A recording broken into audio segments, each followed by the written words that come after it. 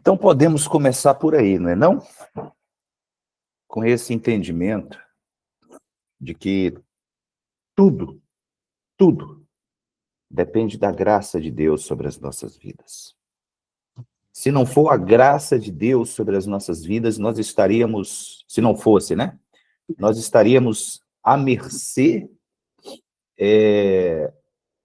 das nossas emoções, dos nossos altos e baixos, né?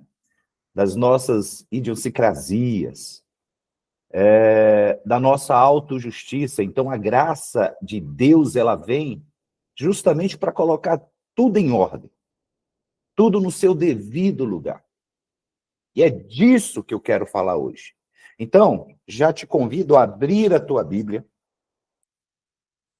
lá na carta de Paulo aos Romanos, um texto que vocês já conhecem, vocês já leram 1 milhão de vezes, tenho certeza. Vocês já ouviram pregações 3 milhões de vezes, tenho certeza, né? Mas vamos usar esse texto como início de tudo que nós temos que falar aqui nesta manhã, né? Então, Romanos, capítulo 7, eu até já passei aqui. Romanos, capítulo 7. Aquela luta de Paulo com as suas emoções, aquela luta de Paulo consigo, aquela luta de Paulo com a sua vontade, aquela luta de Paulo com a sua consciência, na certeza daquilo que ele sabe o que deve fazer, mas não conseguia fazer, porque ele mesmo declara: o que eu quero não faço, mas o que eu não quero, isto faço. E é a história de todos nós, sabe? É a história de todos nós, porque quantas vezes você já se propôs mudar? Quantas vezes você já se propôs a ser diferente, a dar razão a Deus, a levar uma vida de santidade, de intimidade com Deus, ter mais intimidade com Ele, ter um relacionamento melhor com as pessoas à sua volta? E você se pegou fazendo justamente o contrário. E eu não estou falando aqui daquilo que você se pegou fazendo justamente o contrário, deliberadamente, consciente do que você estava fazendo. Não estou falando disso. Não estou falando disso. Aí você tem que se tratar mesmo, né? Porque se você diz uma coisa e conscientemente faz outra, aí você tem que se tratar mesmo.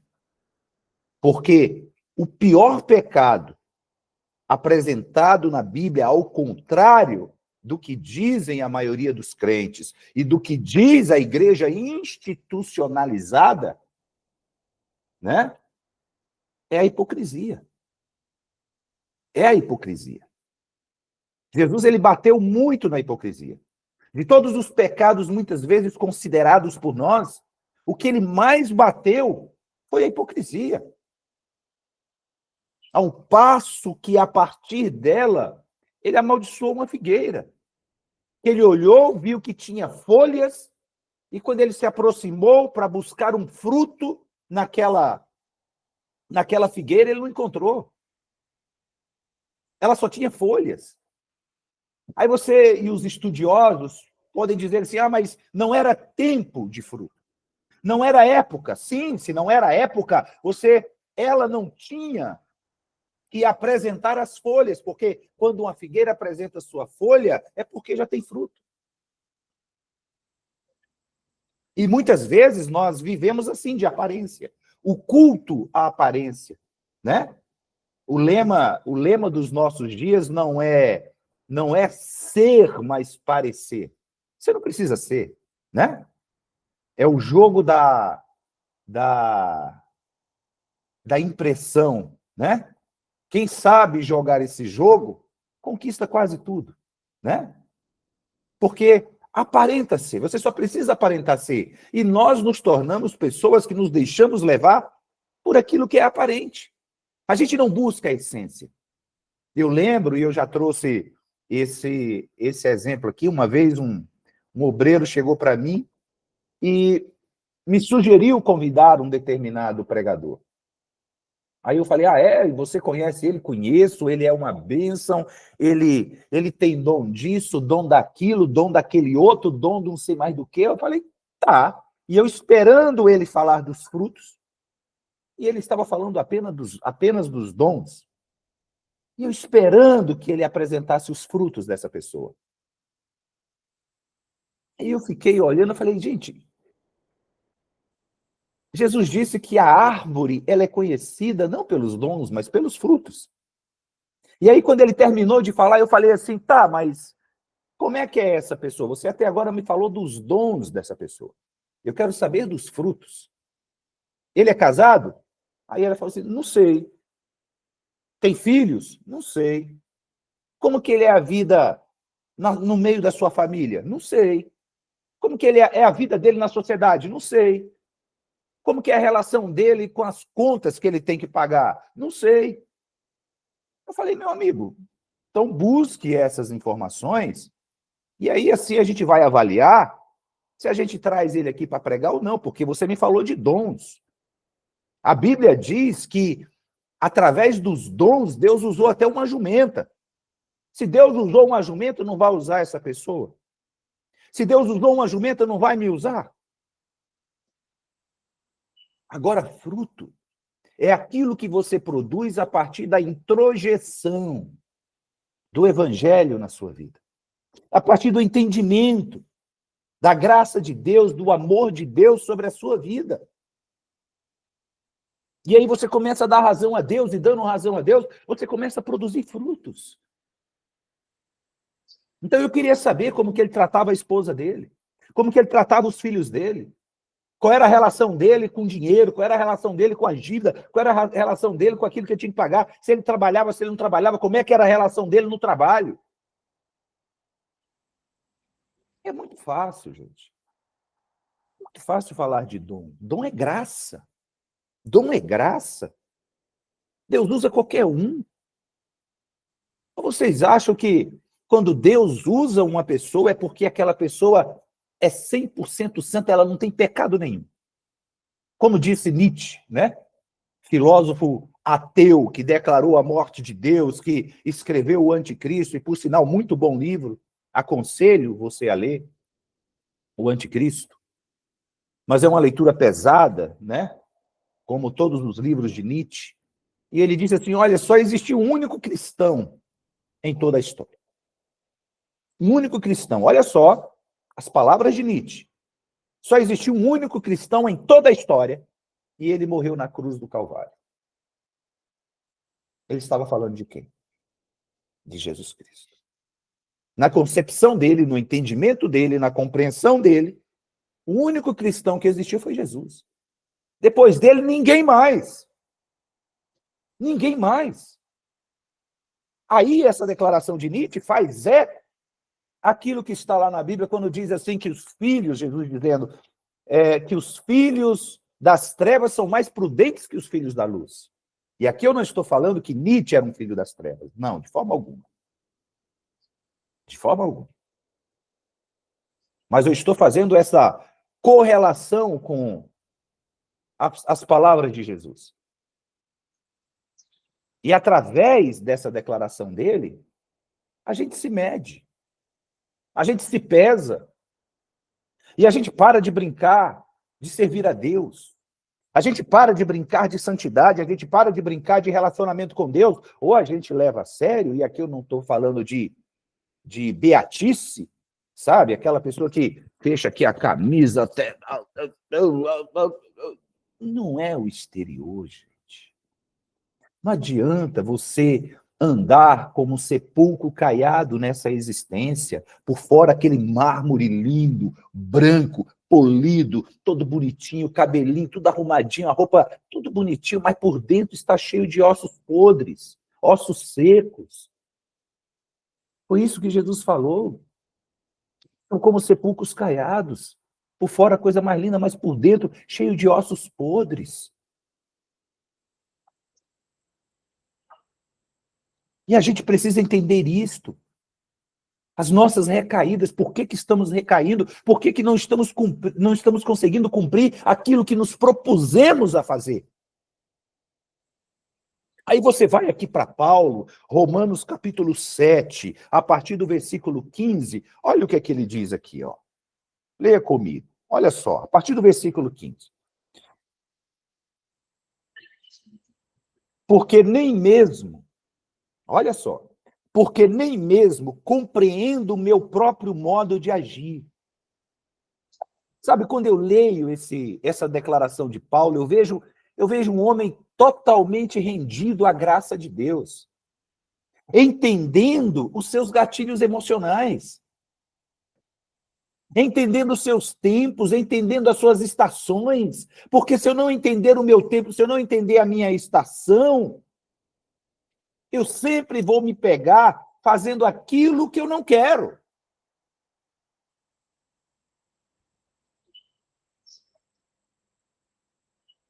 E quando você se levanta e diz que você é bom, que você consegue, que você é capaz de fazer, sabe? E acontecer, sem as rédeas da graça na tua vida, você vai se ver acorrentado. Acorrentado às tuas emoções, acorrentado aos teus rompantes, acorrentado ao julgamento a partir da carne, não a partir da graça, do entendimento do evangelho. Ou eu conduzo a minha vida, sabe? Mantendo firme ali, em minhas mãos, as rédeas da graça, sabendo que tudo vem dele, como nós ouvimos na música agora há pouco. Tudo é tua graça. Tudo. Você olha em volta e diz, Senhor, graças te dou. Você olha para a tua família e diz, graças te dou. Você olha para tudo aquilo que tem vindo à tua mão e você diz, graças te dou. Porque se não for assim, você vai se ver acorrentado. E a respeito desses gatilhos, sabe, que nos levam a agir contra a nossa consciência, contra a consciência do Evangelho, o entendimento do Evangelho nas nossas vidas, tem um acrônimo, se eu não me engano, que diz que chamado de HALT, que é Hungry, Angry, Lonely e Tired. Fome, raiva, sozinho, né, ou solidão, né, e cansaço. Os quatro. Então, quando você se vê, né, numa dessas situações, saiba, você está num ambiente de gatilhos. Você está num ambiente de gatilhos. Você está num ambiente capaz de te fazer voltar à sua velha natureza. Capaz de te fazer voltar ao seu velho eu. Por exemplo, fome, né, Júnior? A pessoa se propõe a fazer uma dieta. E aí, se ela passar muito tempo sem comer e deixar que se instale a fome, ela vai querer comer o mundo todo. Lá se foi a dieta. Olha o gatilho aí, a fome. Então, você quer ter sucesso na sua dieta? E aqui quem está falando é um leigo, e peço aqui que o Júnior, se eu estiver falando alguma besteira aqui, que ele possa me corrigir, ele tem liberdade para isso. Tá? Aqui quem está falando é um leigo. Se você quer ter sucesso na sua dieta, não deixe que a fome se instale. Porque se ela se instalar, meu amigo, você vai pensar, minha amiga e meu amigo, você vai pensar em tudo, menos na tua dieta. Você vai pensar naquele sorvete, você vai pensar naquele chocolate, né? Naquele bombom, menos na tua dieta. Composta de brócolis, alface, cebola, repolho, né? É ruim competir com um bom sorvete, né? Ah, não vai. São os gatilhos. São os gatilhos, a raiva, sabe? Você está ali, você se propôs a se dominar, a ter domínio próprio, a policiar as tuas palavras para não ofender ninguém, para não magoar ninguém, mas aí, no ambiente que você está, a raiva se instala. Já era filtro, já era barreira. Você vai atropelar todo mundo, você vai passar por cima de todo mundo, e aí depois, quando você olhar para trás e ver o estrago que você fez, você vai dizer assim, o que eu fiz? Porque o ambiente de raiva foi o gatilho para que você voltasse à sua velha natureza, para que você voltasse ao velho homem. Estar sozinho, né? Eu lembro, hoje não mais, né? Hoje não acontece mais isso, mas eu lembro um pastor, antigamente, há muito tempo atrás, ele estava passando por uma tentação na área conjugal. E para que ele não caísse, sabe o que que ele fez? Sabe o que que ele fez? Ele chamou 2 obreiros da sua igreja, os mais experientes, os mais maduros, para caminharem com ele todos os dias, para que ele não ficasse só.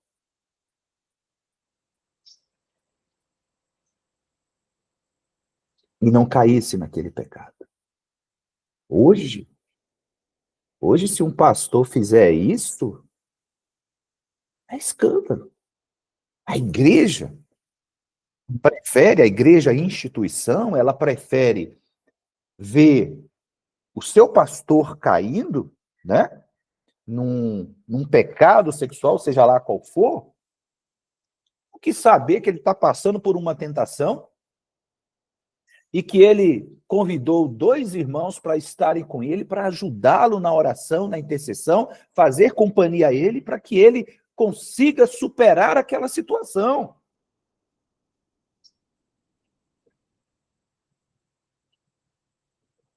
É mentira tudo que eu estou falando aqui até agora? Que o ambiente de fome, a situação de fome não é um gatilho, de raiva não é um gatilho, você está sozinho, sem ninguém por perto. Eu lembro até um livro que foi escrito, Quem és tu? Aqui eu estou dando uma parafraseada. Quem és tu quando ninguém está olhando? Hum, hum.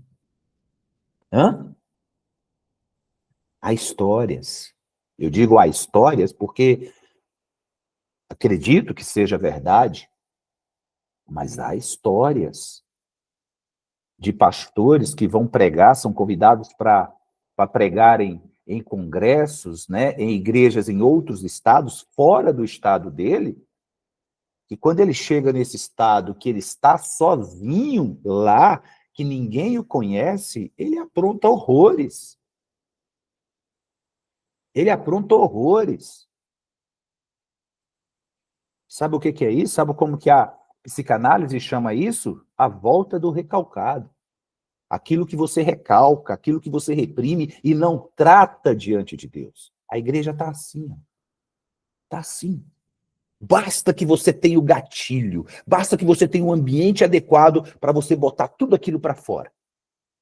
Para que o superego deixe de fazer o seu trabalho de repressão, de filtro, que impeça aquilo que foi reprimido e recalcado possa voltar.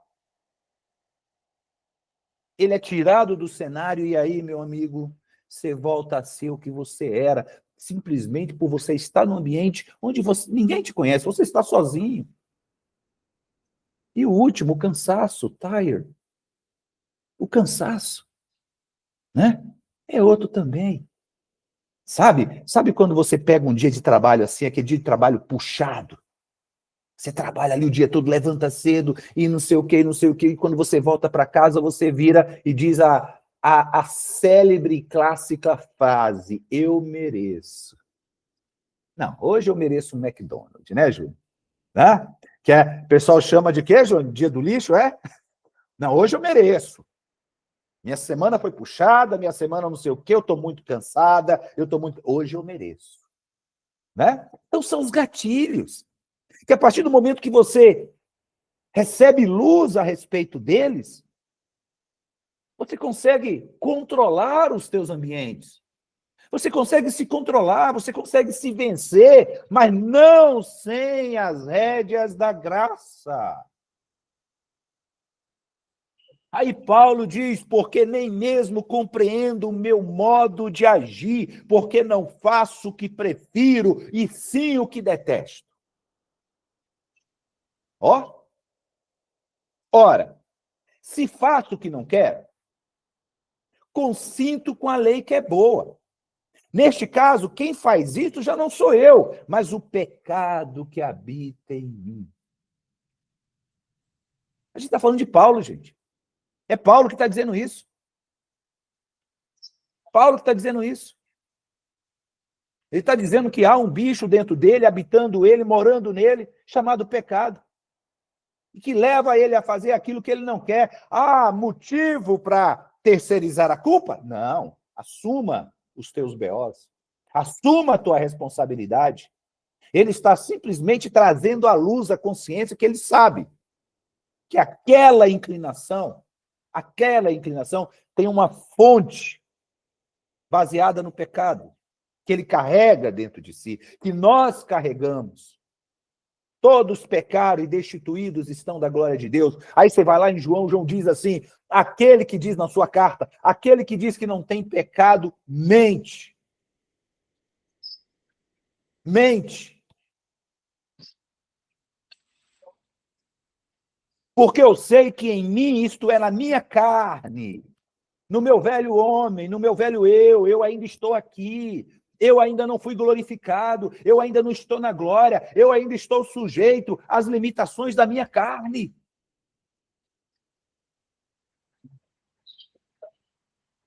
Vai achando que tu é o cara, e nós vamos chegar daqui a pouco em outro texto. Vai achando que tu é o santão. Vai achando. E não atente para esses ambientes de fome, de raiva, de cansaço, de solidão, para tu ver o que vai acontecer contigo. Vai. Porque eu sei que em mim, isto é, na minha carne, não habita bem nenhum, pois o querer o bem está em mim, porque eu recebi luz, eu tenho a consciência do que é certo e do que é errado. Não, porém, o efetuá-lo, porque o efetuá-lo depende da graça. Depende da graça.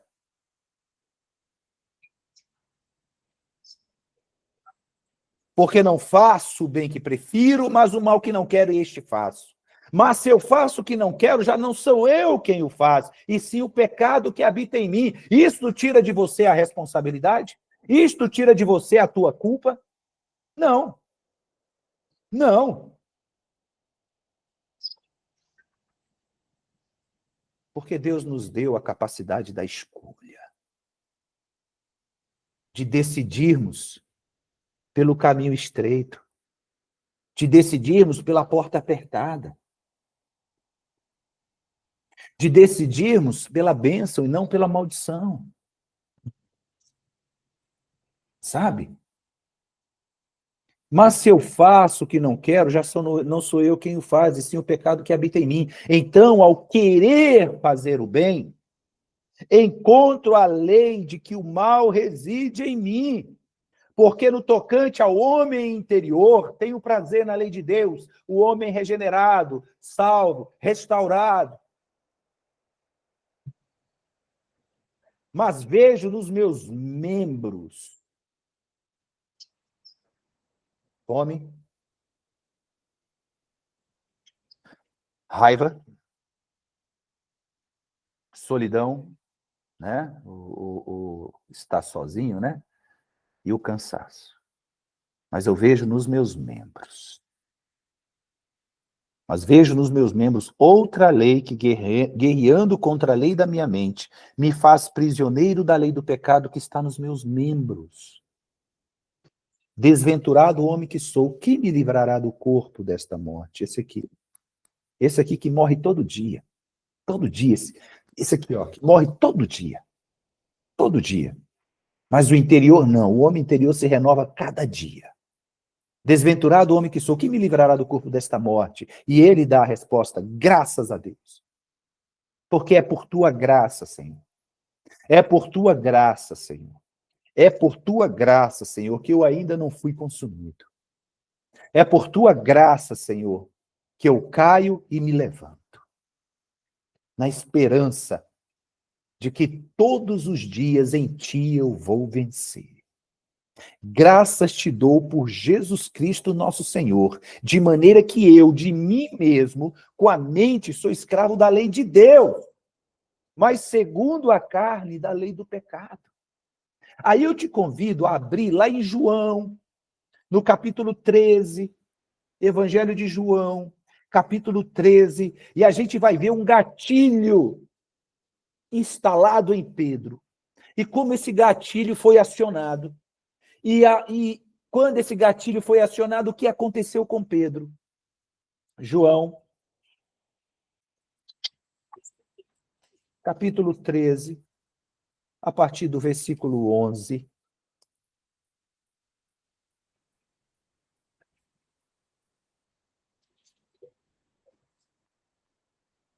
Não 11, 31.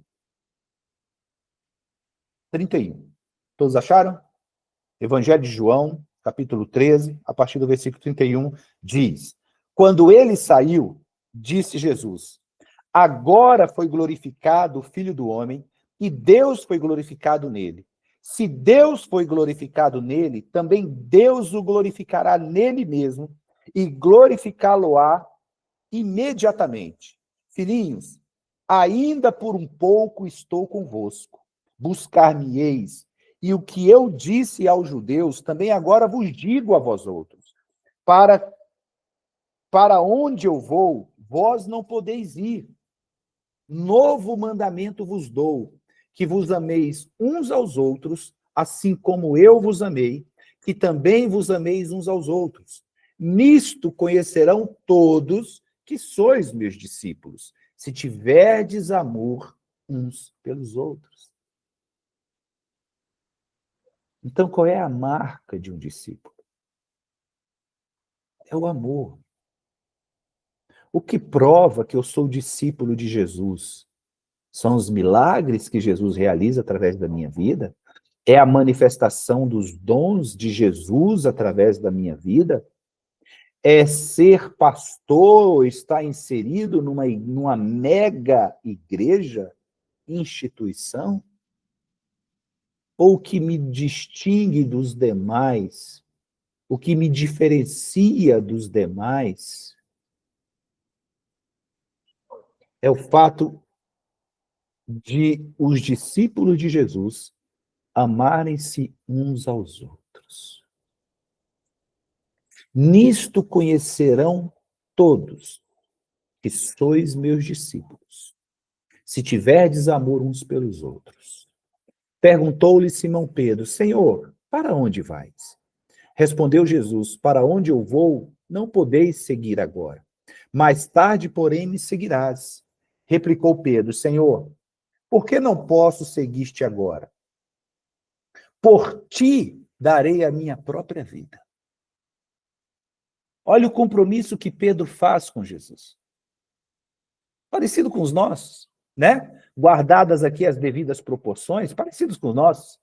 Quando a gente diz que não vai mais pecar, que a gente diz que vai se santificar mais, que a gente diz que vai se consagrar mais, que a gente diz que vai melhorar a cada dia. Tem alguma diferença aí? Daquilo que você se compromete com Jesus, com o que Pedro está se comprometendo com Jesus aqui? Há alguma diferença? Senhor,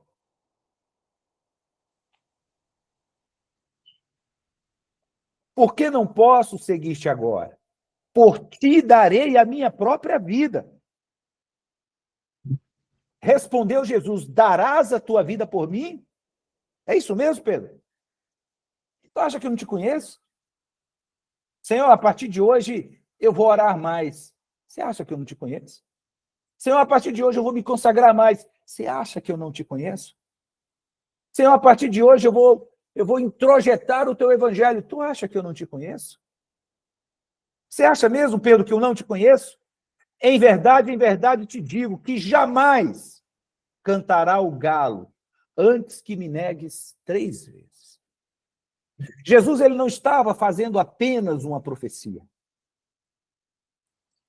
Jesus não estava apenas dizendo a Pedro o que iria acontecer no futuro. Jesus estava instalando em Pedro um gatilho, para que quando esse gatilho fosse acionado, Pedro colocasse para fora aquilo que ele precisa ser tratado diante de Deus. E ele diz: quando o galo cantar, isto vai acontecer. Aí a gente volta para o Halt, né? Quando a fome se instalar, isso vai acontecer. Quando a raiva se instalar, isso vai acontecer. Quando a solidão se instalar, isso vai acontecer. Quando o cansaço se instalar, isso vai acontecer. Jesus está dizendo, quando o galo cantar, isto vai acontecer na sua vida. Você vai se dar conta, Pedro, de quem você é. Você vai se dar conta, Pedro, qual é a sua verdadeira natureza. Quando Paulo diz, não compreendo o meu modo de agir.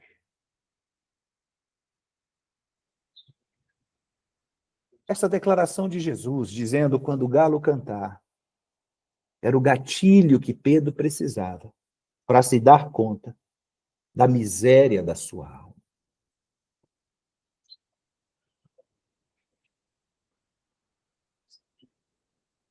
Qual é a natureza do galo que precisa cantar na sua vida para que você entenda quem você é? Para que você consiga se enxergar, para que você consiga e possa se voltar para Deus e dizer, Senhor, eu preciso de Ti. Senhor, eu preciso ser curado. Senhor, eu preciso ser liberto. Senhor, eu preciso ser tratado nesta área. O que precisa acontecer, gente? Hã? O que precisa acontecer? Aqui foi o cumprimento da palavra de Jesus. Aqui foi o cumprimento da profecia de Jesus. Enquanto todos estavam dizendo, você estava com ele, ele disse, não estava não. Você conhecia ele, eu não conheço não. Você fala igual a ele, falo não, falo tudo errado. Sem nem falar direito. Aí quando o galo cantou, o gatilho foi acionado e ele se deu conta. Em outro texto diz que ele olhou para Jesus e viu os olhos de Jesus voltados para ele. E ele saiu correndo. E começou a chorar. O que precisa acontecer na sua vida?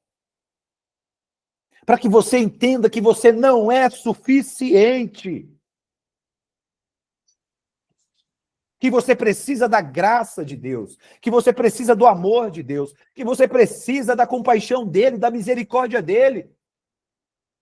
E entender isto. E saber que aqueles que se humilham serão exaltados. Dizer, Senhor, eu não posso. Senhor, eu preciso de ajuda.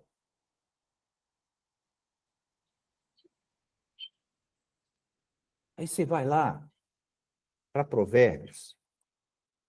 A gente não vai ler o cumprimento dessa palavra de Jesus porque você conhece. A gente vai lá para Provérbios, no capítulo 4.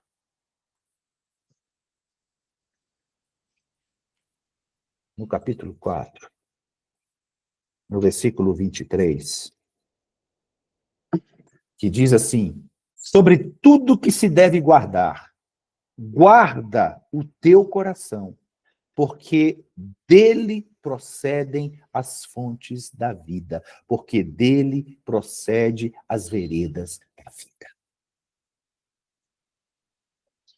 Guarda o teu coração.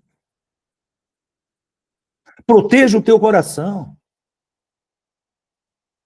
Levante barreiras em volta do teu coração, para não permitir que os gatilhos acionados, uma vez acionados, possam te nocautear, possam te derrubar. Guarde o teu coração. Proteja o teu coração.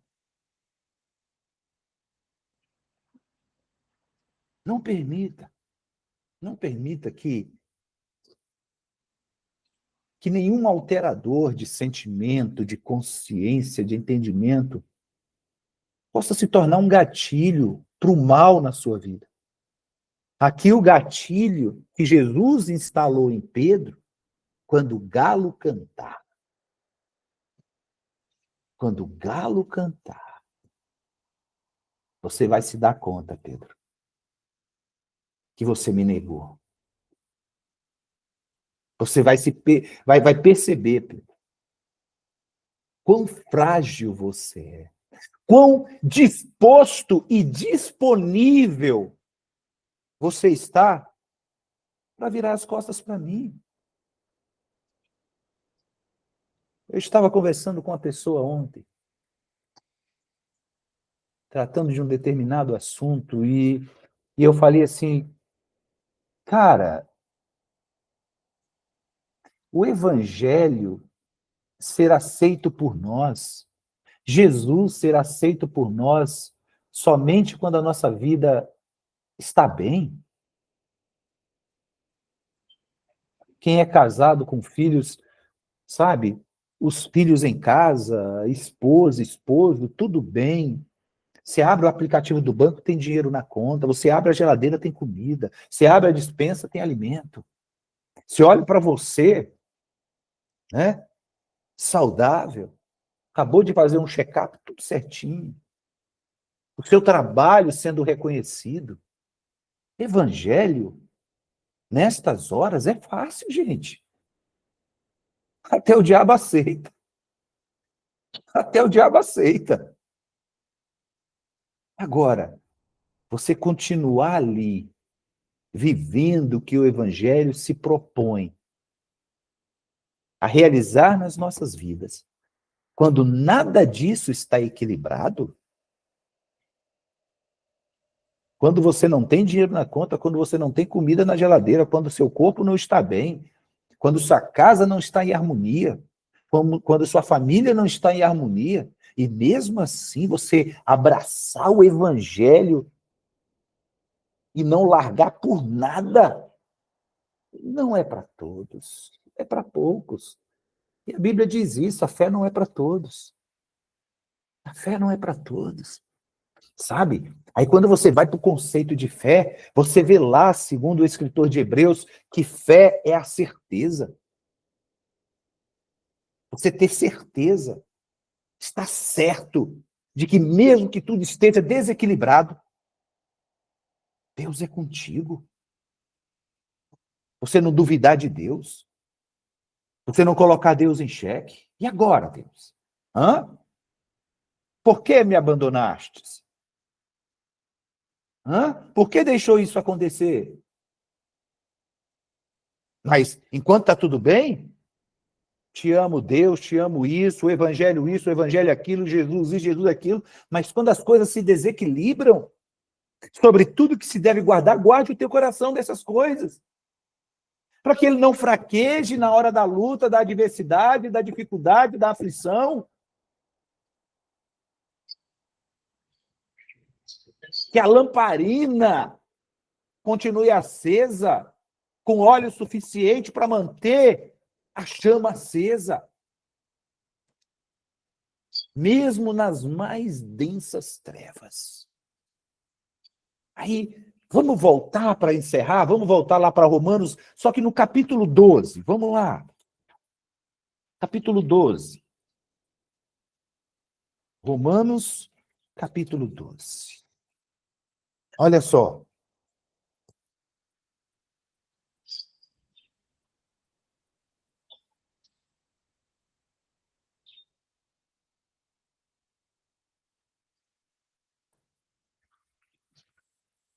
Rogo-vos, pois, irmãos, pelas misericórdias de Deus, que apresenteis os vossos corpos. O que Paulo fala lá em Romanos 7? Hã? A lei do pecado operando nos seus membros.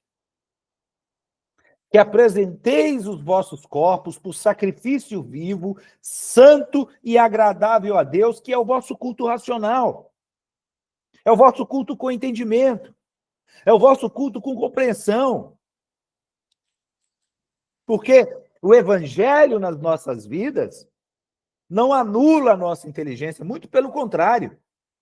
Muito pelo contrário. Expande.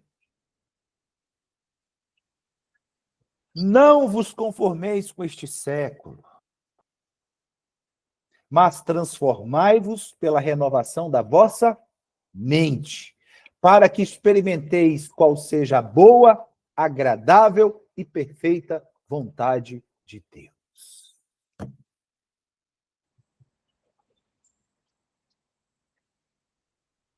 Amém? Cuidado com os gatilhos. Cuidado para quando você estiver exposto ao ambiente que aciona gatilhos na sua vida. Você não venha ter suas recaídas. Você não venha ter seus momentos de fraqueza. E fazendo isto repetidamente, você não chega ao ponto do cinismo, da hipocrisia, e nem ao ponto de dizer, não tem jeito para mim. Não há solução para mim. Não consigo vencer essas limitações. Não consigo vencer essas fraquezas. Não consigo vencer a mim mesmo. E graças a Deus por isso. Porque é tudo graça. É pela graça de Deus que a gente vence. É pelo amor de Deus que a gente vence. A alegria do Senhor é a nossa força. A alegria do Senhor é a nossa força. Entrega o teu caminho ao Senhor. Confia nele, o mais ele fará. Amém?